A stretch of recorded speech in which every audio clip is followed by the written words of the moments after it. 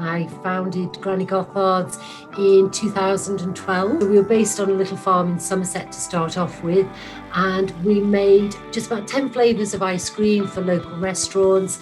And really, so me and my best friend Jean could have an excuse to spend time together at weekends, going to shows and selling ice cream. The farm that we set up on was the Gothard Farm.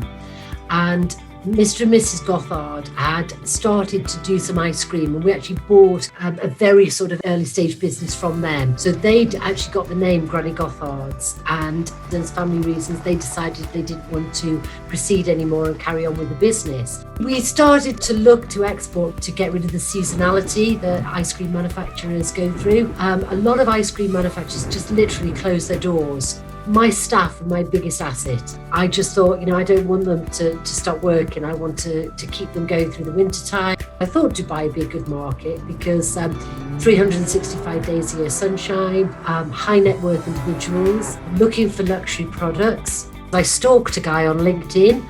I stalked him almost to the point he was either going to get the police involved or agree to see me. So luckily for me, we agreed to a meeting, and I got on an economy flight to Dubai, and I went into this meeting with two guys from the company, and I came out with an order for 3 tons of ice cream, and they'd got no ice cream to try. All they had was my passion. We manufactured the ice cream.